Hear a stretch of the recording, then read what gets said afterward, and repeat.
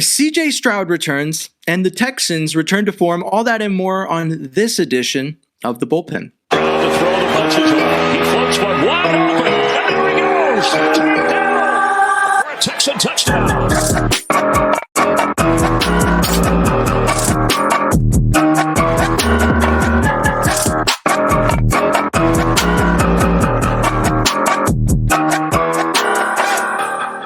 Hello and welcome to the Bullpen. I am James Roy, and this is my co-host Tom Chavarria. Tom, how are you doing today?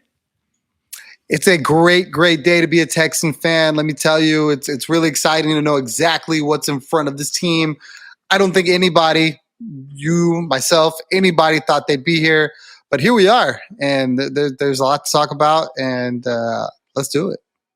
It's a great time to be alive. I mean, just one more win and the Texans are in, but we're here to talk about the Texans-Titans matchup, which went, I think, about as you'd expect. There's been a lot of talk all season. We've talked about it, how there's certain opponents the Texans face where the fan base is like, why are we respecting this opponent? Like, you're giving them too much credit. We're going to go in and crush them, and the game doesn't quite go like that. And while the offense didn't exactly blow the doors off, I mean, it was a very run-of-the-mill offensive performance. CJ was very good in his return, but it wasn't like anything special. The Texans as a whole, handled the Titans 26-3. Whether you want to believe it or not, is a pretty solid, it was what a lot of Texans fans wanted to see against other teams. And it's pretty much the first time since they played, the Jaguars and the Steelers early in the season that we've seen this Texans team thoroughly control a game throughout. What do you make of it? Do you think that this is just a reflection of playing the Titans, or do you think that this is a sign of what's to come next week in the prime time against the Colts? I think this game was more about just the absolute separation between the Titans and the Texans. I don't believe that CJ Stroud and this offense looked the way they did because there was some rust or anything to that nature. I just think, like you spoke to, they thoroughly dominated this team in all three facets of the game. And the Texans, for one of the few times all season long, they did not have to show their power. I had a great supervisor in the military. That was his line. We're not going to show them our power. The Texans didn't have to do that. CJ Stroud had a 213-yard game, and he basically didn't even really play the entire fourth quarter. Like, they did their work early. They got out in front. They handled their business. They controlled the Titans. The Titans were never in this game. This is the evolution that we'd hope to see from the Texans one day. Now, I think a lot of this has to do with the differences between the two teams, right? One's clearly ascending. One's kind of descending. And, the Titans really just couldn't muster that kind of fight. The one bright spot that they've had kind of this season, Will Levis, he gets knocked out of the game, and then it just got worse and worse and worse. Tannehill did not look good, and the Titans just looked rudderless. I mean, so for the Texans to be able to control that and go at their pace and be able to get Davis Mills in the game, it was just an awesome display. Well, and you spoke to it, and I also spoke to it from different angles. I spoke to how the pass rush was going to be very vital to the Texans holding this Titans team down as CJ returned, not really knowing what we were going to get from him, and understanding how the previous game went against the Titans. This was a Texans pass rush that was going to have to kind of bombard the Titans offense, and they did that. 6 sacks in a game. Sheldon Rankins with a fumble recovery for a touchdown. The defense dominated, and did really well. One thing I'd like to talk about, though, is the offense specifically. So we talked about CJ, 213 yards and a touchdown. Like I said, not anything that jumps off the page. It is a very, I don't want to say game manager-esque, because CJ made a lot of impressive plays throughout the game. But it's like you said, we didn't really have to show the Titans what we had. But I think that if you're watching the stat sheet, you say what I've been saying the whole episode, and you go, well, it doesn't really jump off the page. But if you watch the game, you saw the plays that CJ made, and you saw the reads he made, and you think, okay, CJ's back. We just didn't really, there was nothing that called for him to throw 300 yards and 3 touchdowns. The whole rest of the game, every aspect of the game worked in its own way to make sure that CJ, he took 1 sack, and he just didn't really have to do too much. But what he did was impressive. So I to speak to the rest of the offense, Nico Collins, 80 yards receiving, or Robert Woods had caught 4 of the 5 passes thrown to him for 50 yards. What do you make of this receiving core going into next week? Do you think that, or I guess, what do you draw from their performance this week? Do you think that they maybe helped CJ, or do you think you saw them improve as a product of CJ returning? The energy was definitely with them. You saw them with a little more pep in their step. Nico looked expressively. He looked impressively sharp on some of his routes, some of the catches he was able to make. The one word that I want to use for this wide receiver core is wounded, because Robert Woods left the game, Noah Brown left the game. So I hope those guys can get back. That's going to be a really interesting topic going into next week if they are shorthanded in the wide receiver room. I think you saw some things from John Mechie a couple times that I feel are things to build on. Obviously, every time he gets the ball in his hands, you hope that that's going to lead to more touches, more progression.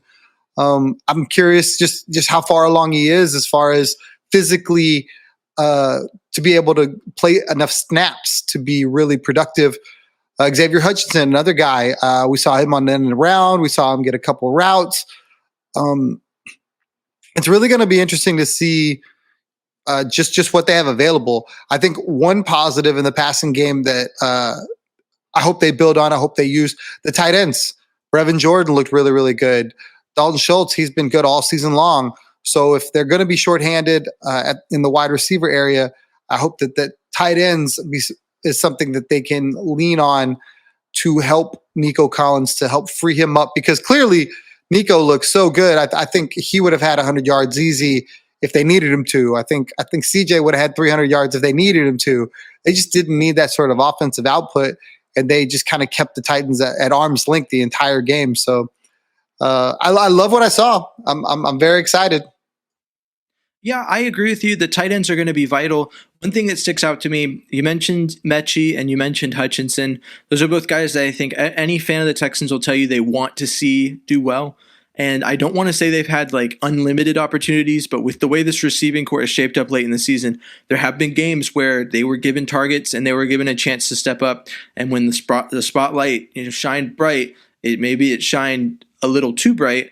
And so I think if there was ever a game for those two guys to step up, it's probably against the Colts. I mean, we're entering in the coming weeks. We're already in it. We're in the playoff atmosphere. This week was basically a must-win game, and next week against the Colts, it's win or go home. So the Texans are essentially playing playoff football right now and have been. So if there was ever a moment for those guys to step up, that would be huge. Another option, if Noah Brown and Robert Woods can't come back, is maybe Jarvis Landry is a name I've seen thrown around. I don't know what other free agent wide receivers are available that could step in and immediately make an impact. Maybe they look to the practice squad for Jared Wayne, if he's still on the practice squad. I mean, I thought I saw that he got cut. So, but I mean, it was an impressive performance. But looking into the run game, Devin Singletary passed 1,000 yards all-purpose, had 80 rushing yards.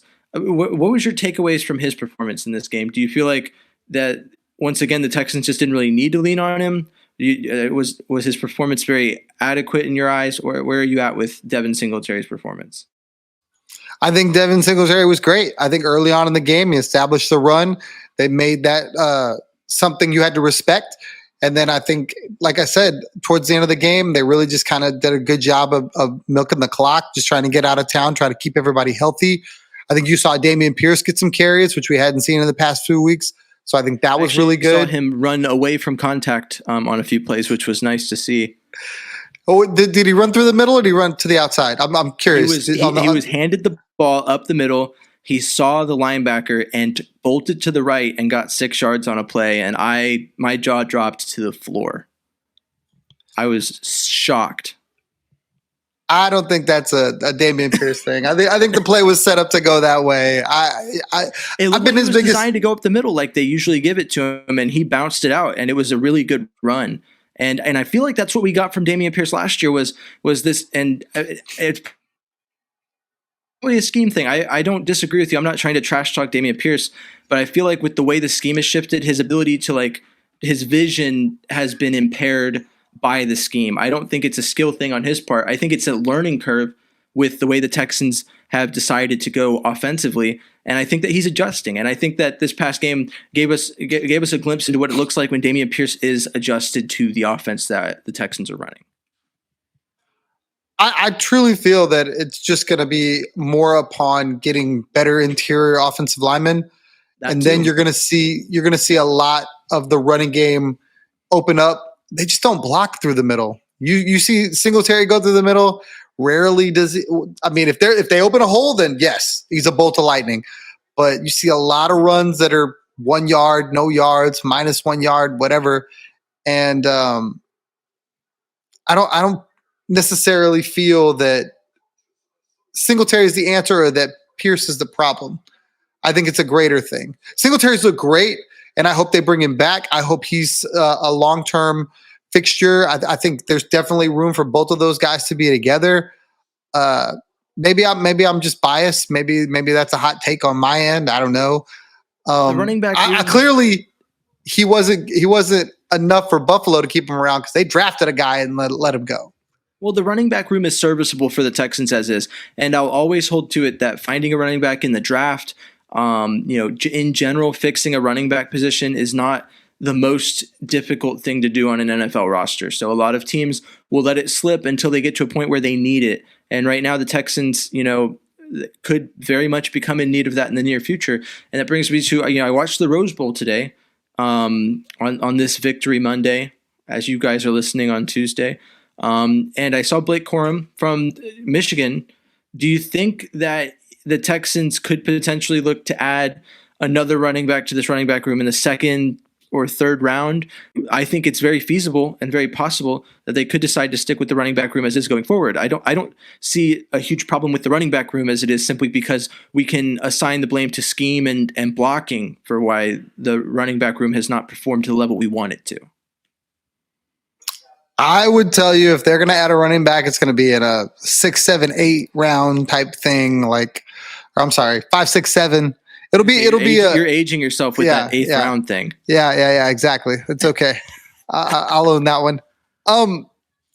There's no way you're using a high draft pick on a running back when you have these two guys. Now, Singletary goes on and does something else, and they need a running back. That maybe that is a reason.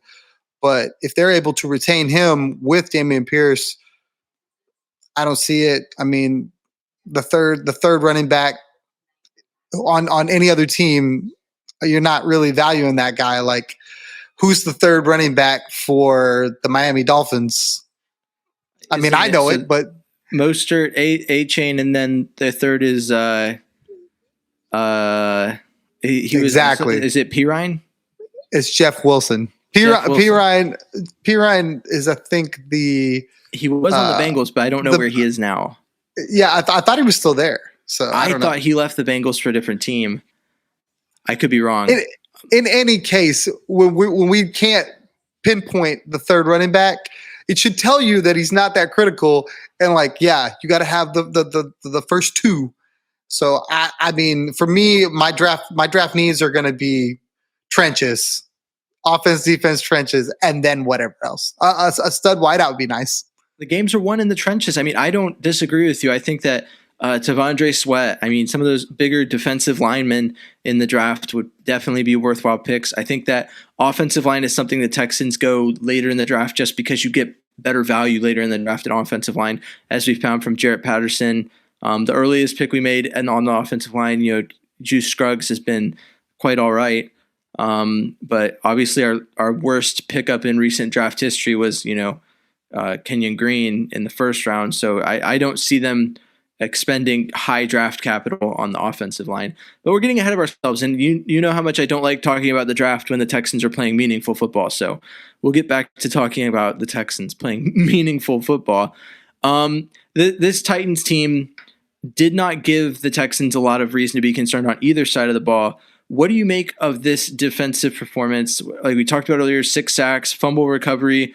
Just an overall dominant performance. There was one stretch towards the end of the first half where the Titans kind of moved the ball a little bit, And then other than that, it seemed like they were pretty stagnant. So one, what do you make of their performance today? And two, do you think that do you think that the defense can carry this performance into next week against Indianapolis? I think the performance next week is going to be an entirely different matter altogether, for the simple fact that Tennessee's offensive line is just incredibly bad. 2 weeks ago, there was a similar defensive explosion against Tennessee in Tennessee. So it's hard for me to put a lot of stock in it. It's hard for me to talk about it. I mean, they beat a bad team. I mean, we could pick it however you want to pick it, but Tennessee's really bad, and they proved it. I don't know how they won 5 games, but they're really bad. They have zero offensive line. I thought Traylon Burks would be a guy they try to target because, Hop they may would want have to see him actually do well. Yeah, well, I mean that too, but that's your young guy you're trying to cultivate. They threw to him a handful of times. It really wasn't impressive. Like, Levis didn't have any time. Tannehill didn't have any time. Jerry Hughes was a problem. Barnett was a problem. I mean, these are older guys. Barnett was on the street. Like, credit to the Texans defense. I'm not here to dog the Texans for beating a bad team, but they were warming up Malik Willis on the sidelines. I mean, they were really aggressive. Will Anderson only played 20 snaps, got 2 sacks and 6 pressures. Like, I mean, 1 minute. Let's talk about that. So Will Anderson, back-to-back sacks against Tannehill. He breaks the rookie sack record for the Texans, which is set by J.J. Watt at 5.5. There are a lot of people that will step out and say that 7 sacks isn't enough to justify the amount of draft capital spent on him. And to clarify, the amount of draft capital that was spent on Will Anderson was a second-round pick that some will equate to a first-round pick because it was so close to the first round, but it was a second-round pick. And then a first-round pick, which was a pick swap up to the third pick. So that technically is just a pick swap. And then a first-round pick in the next year and a third-round pick. That was the draft capital that was given up. And some people who like to watch the stat sheet and don't like to consider the impact of a player overall, these are the same people that will tell you that they'll show you a highlight reel of Myles Garrett not getting sacks and take away from it that Myles Garrett was shut down in that game when the attention that he drew during the snaps that he played was enough to give his fellow defensive linemen opportunities to get sacks on the quarterback and generate those opportunities. And what he does cannot be downplayed. But looking at what Will Anderson has done so far, I'll ask you the question, knowing good and well what your answer is. It's probably the same as mine. Where are you at on his value relative to what was traded to get him? To be honest with you, I don't necessarily care. Like, the people that want to make a big deal out of the Will Anderson thing have entirely too much time on their hands. In the end, if the Texans are winning, yes, you want Will Anderson to be a part of it, and yes, you want the sacks to match. You know what I mean? You want the stats to equal whatever the value of the draft was. You want the stats to equal what his paycheck is. But for me, if he's impacting this defense and they're productive and they're winning and they're dominating this and that, I don't care. Like, I don't understand why we have to have that satisfaction going, oh yeah, that was a great trade, or oh no, that was a horrible trade. It's fine for me that he needs to be like all-time great because he's a third pick in the draft. There's busts left, right, up, and down. Who was it? Was it Kayvon Thibodeau that was drafted not too long ago? He's good. It took him time, but he's good. But that's the thing. Early on, it's a bust. And it's like, there's no way that, like, the book can't be wrote for a guy in the first season. I'm going to name you a couple of defensive linemen that are elite right now that had the same amount of sacks as Will Anderson does right now before the season is over in their first season. Myles Garrett, TJ Watt. Those are names. Those are the names right there. Those are both guys that had 7 sacks in their rookie season. So I don't get what we're talking about. I mean, I feel like you're living in the future, Tom, right? And a lot of Texans fans are still living in this poverty mentality of being a fan of a team that's not any good. And when your team's not good, all you have to talk about is the fact that they traded this many picks or they made these moves that poverty teams have to make in order to get out of poverty, because you have to spend money to make money. You have to spend draft picks, give fans, and I'm guilty of it. When you have this many draft picks from trading Deshaun Watson, you now have that potential. The Rockets are in the same situation still where, they're getting better, but everyone's like, well, we got all these Nets picks and there's all this potential. But until that potential is realized on the court, that's all it is. And some people are content to live with that potential, and they'll complain and just gripe anytime that potential is traded away to win right now. They're like, this team's not in a situation to win right now. This team's not good enough. And even throughout the season as the Texans, I've told you, my expectations have shifted throughout the season. This Texans team can win right now. They've shown the ability. I have full faith they can beat the Colts this weekend and play a playoff game this season. And we still got fans talking about how the rebuild is it's too early in the rebuild. What rebuild? The Texans are not rebuilding. And so, a comparable situation. The 49ers have been deep in the playoffs for the past 2 seasons straight. You know what they traded legitimately 3 first-round picks for? They traded 3 first-round picks for Trey Lance. Trey Lance is a backup quarterback for the Cowboys right now.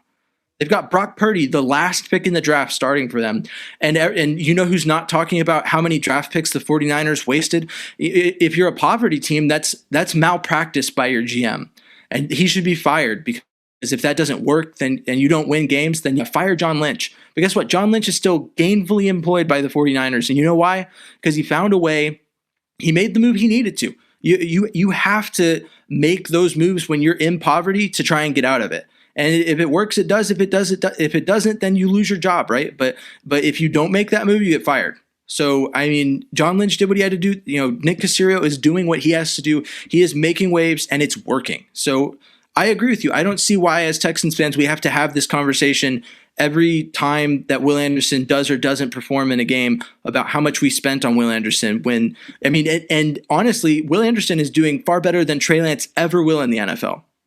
So we paid far less for a player that is in a lesser position relative.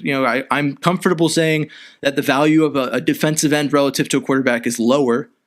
But that being said, he's doing far better at that position than Trey Lance will ever do in the NFL. So I don't get why we're complaining about it when this team has already shown early signs of success, earlier than they probably ever should have, right?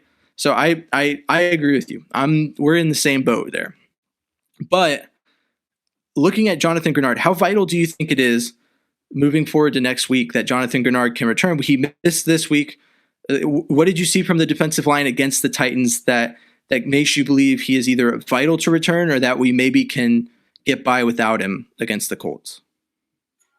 You want to be as healthy as you can. Grenard's been a good football player all season long. I don't ever want to go, we don't need anybody. You know what I mean? Like Robert Woods, it's probably not the be all and end all on Saturday, but I want Robert Woods in the lineup. You know what I mean? I want full complement of players. So regardless of what Jerry Hughes did, regardless of what Barnett did, I want Grenard on the field if I can have him. I'd rather have too much than not enough. That's always the way I'm going to live. And I hope that everybody's healthy and everybody plays, and then we see what really happens. Obviously, like I've said before, I don't really want to base my opinions on what the Texans and the Colts is going to look like based on how the Texans looked against the Titans, because the Titans are worlds apart from the Colts. So, the Texans looked not great the first time they played the Colts. And that's with Minshew coming off the bench, halfway through the first quarter, and then just balled out. So they're going to have plenty of time to prepare for him, and Minshew's going to have plenty of time to prepare for them. So it'll be an interesting game. I think it's going to be very close. We'll see when we get to talking about it. Yeah, we'll see. And if you want to hear us talk about the Texans-Colts matchup, that episode will be dropping on Friday. So make sure you subscribe and that you're locked on to the Spotify, Apple Podcasts, however you're receiving this. Make sure you're ready for that, because we're gonna really dive deep. This is probably one of the most important games the Texans have ever played in their history. Just setting the tone here. I think I don't want to trump it up too much, but I mean, I feel like, and hear me out here, because Tom's already laughing at me like I'm like Chicken Little yelling the sky is falling here. But I mean, when you look at how the tone is set, and Patrick Mahomes and Aaron Rodgers are comparisons you make, and guys that came in their rookie seasons, they had time to sit on the bench. They didn't do what CJ Stroud did. They didn't have to come in their rookie season and play ball because they had time to sit and learn. But those guys came in the seasons that are essentially their redshirt seasons. And Aaron Rodgers redshirted a few years before he came in. But anyways, they came in and immediately set the tone of making the playoffs. And Patrick Mahomes has never missed the playoffs. Aaron Rodgers is going to miss it this year, but I mean, not much he can do about that. But when you set that tone of, I am an elite quarterback, and when I play for my team for most of the games in the season, they make the playoffs, that's like huge. And so to have that opportunity this early in CJ Stroud's career, I just think it's vital. I mean, there have been more important games that have been watered down for the Texans based off of injuries, based off of circumstances that happened earlier in their seasons. And this is a time where Stroud did miss time, but he's back and the Texans have him. And if he wins here, this is a Texans team that I firmly believe can at least give a playoff team a run for their money and stay in a game long enough to let us be happy that they made the playoffs. It's not going to look like, Georgia, Florida State, or Georgia, TCU, where the Texans make the playoffs and get the wheels blown off them, right? So this is an exciting time. I don't mean to be the Chicken Little of the Texans fandom running around saying the sky is falling. This is the most vital playoff game that we've ever, or most vital game. This is playoff atmosphere. But in my mind, this is an insanely important game with the primetime lights and the whole nation finally getting to see the Texans play ball. And I'm letting my fandom show through, and I'm getting a little overhyped probably, but I mean, that's just where I'm at. So yeah, tune in on Friday for that. The last thing I want to talk about for this week's matchup that was significant in my eyes is Jalen Petrie. A lot of people I don't want to say gave up on him. There's that one Michael Irvin video that goes around where it's like, no one believes that you can do this.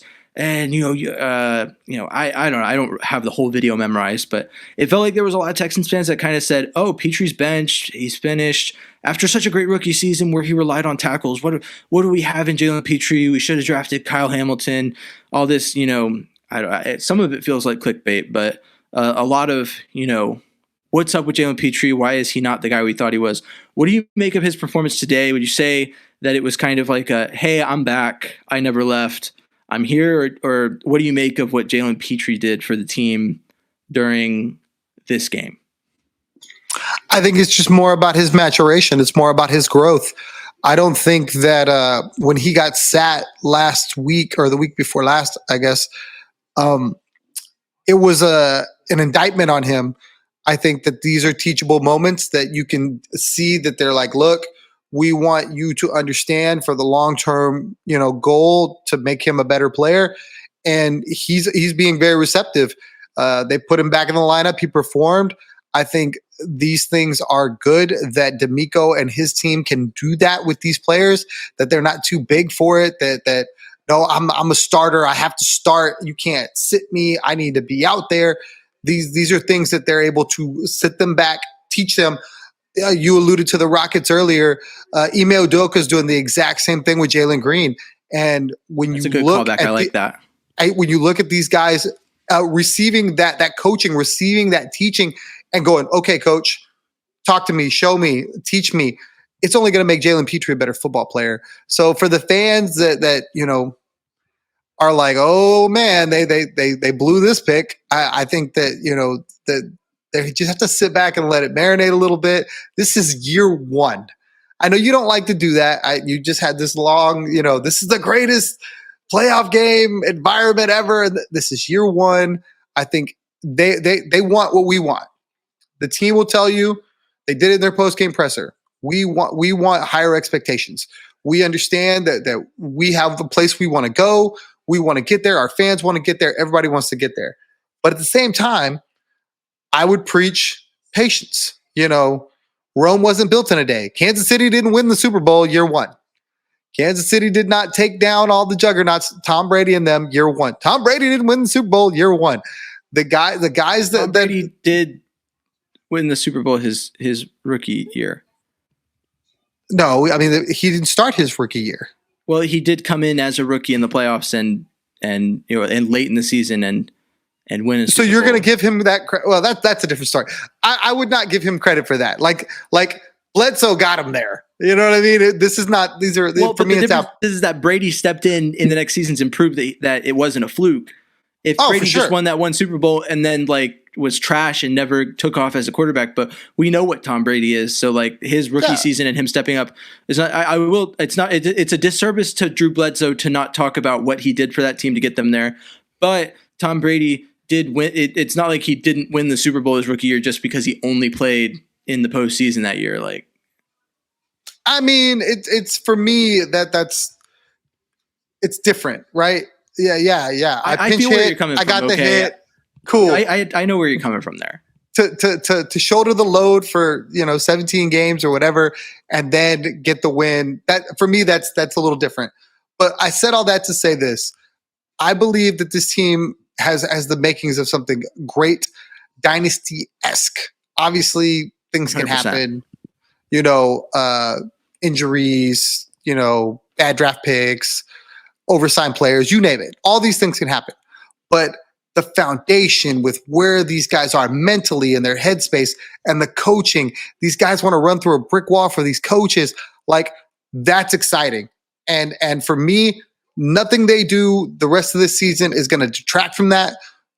This game included. This game, they could go out, be overmatched. I mean, it's on the road. They could have a great game plan for the Texans. I'm not predicting that. I'm just saying it could happen. And I would not belittle the season or my excitement for the future. I'm not gonna go ahead. Oh, the Texans are 10-32-1 against the Colts. They have won 4 games in their entire history in Indianapolis, which, as we all know, is approximately 20 games that they have played in Indianapolis. So not a great situation to be walking into. But to speak to your conversation on Jalen Petrie, I mean, I agree with you. I mean, I think he falls victim to the same thing that Dameon Pierce does in a lot of ways, where there are certain players that during an off year for the Texans stepped up and looked really good and were really the lone bright spots in the organization. But what did Dameon Pierce benefit from? A scheme that was very much in his favor. What did Jalen Petrie benefit from? I think a lot of people would tell you that he's a lot better in the box. He's a very aggressive safety. And that's why a lot of the sources of frustration with him this season come from the fact that Stingley has had to cover for him. And a lot of times he gets blown away deep because he's a bit too aggressive in moments. And so, the whole 147 tackles in his rookie year is impressive. But as I know from playing Dynasty Fantasy Football, I got him on my Dynasty Fantasy Football team for IDP because tackles are 2 points, and he has a lot of those. And it turns out that the logic for starting defenders in IDP is very simple. 9 times out of 10, if that defender plays on one of the worst teams in the league, his defense is going to spend a lot of time on the field. And, they got to make a tackle at some point. Maybe they don't, but a lot of those defenses will play so much. Odds are they're going to get a lot of tackles. So to use the tackle stat and be like, well, Jalen Petrie was so good. Look at all the tackles he had in his rookie year. It's like, yeah, he looked good in a lot of other areas, and he's a second-round pick, and he deserved that 100%. And I'm not going to detract from what Jalen Petrie is, but a lot of the reason that some Texans fans thought he was really good last year is sourced by the Texans being bad. So as the Texans improve as a team, he's got to find other ways to contribute that are not, getting tackles because the defense is constantly on the field.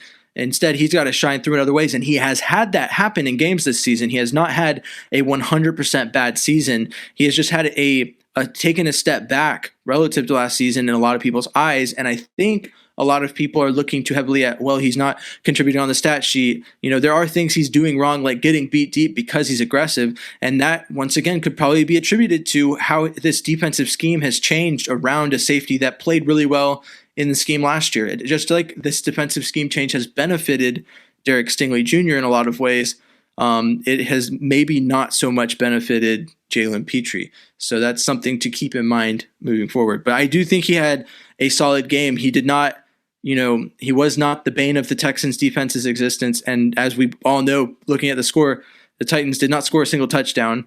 So it's hard to say anyone on the defense did a bad job just based off of that. But I mean, I think I saw it. He had, the Texans shared some sort of stat graph and highlighted Jalen Petrie in a way. So, I mean, he didn't have a bad game. I from what I saw, he wasn't caught out of position a whole lot. So yeah, I mean, I think that it's good, and it's important that he does get good because the Texans are going to definitely need that moving forward. But do you have any final thoughts before we bring this recap to a close and move into the future, the most vital game in the Texans' entire existence? With the two players you just talked about, and I'll kind of close with that. I think one thing that, needs to be kind of expressed, and I really think people need to look at it, is these two positions in both that offense and that defense are required to do so much more intellectually, where it's more you have more on your plate than I think they had in past seasons. Dameon Pierce spoke to it in the post game when he did the kickoff return 2 weeks ago. It's just a lot more on your plate that you have to digest. There's more data. There's more responsibility. There's more vernacular, whatever the case may be. And the safety position for a D'Amico Ryans defense is no different. So while it's easy to critique them because they're not living up to the standards you held for them in years prior, you also have to understand that for them to go into this new offense, defense, whatever, and be counted on for so much more, they're growing. I guess their growth rate isn't going to be what Stingley is, where it's basically, okay, I'm going to put you on an island over here, or you maybe have one read over there, or it's not going to be the same with like Singletary, who's been in similar offenses, who's been in the league for 6 years, who's had to digest so much more and had all the different playbook options afforded to him and defense or blocking responsibilities, things of that nature. And I think the patience that you need to show them is going to be more rewarding, because I think both of them are good players and they can get to the level that we want them to get to. And when they do, you're going to be like, wow, I can't believe I ever doubted them. So that, for me, that's how I feel about both of those guys. I think they're great. I think the Texans are in a great spot, and we're going to have a lot to talk about for a long time with this team. Hopefully we'll have a lot to talk about this season. We'll be, I mean, it could very well be that we recap the Colts game and then go into off-season mode, but my hope is that we recap the Colts game and talk about the Texans matchup with insert team that is playing in the AFC playoffs here. So, but I couldn't have said it better myself. I think you really hit the nail on the head. Thanks for listening to today's show. We really appreciate you tuning into the bullpen to get your Texans fix. I have been James Roy. You can find me on social media at N1 Texans fan.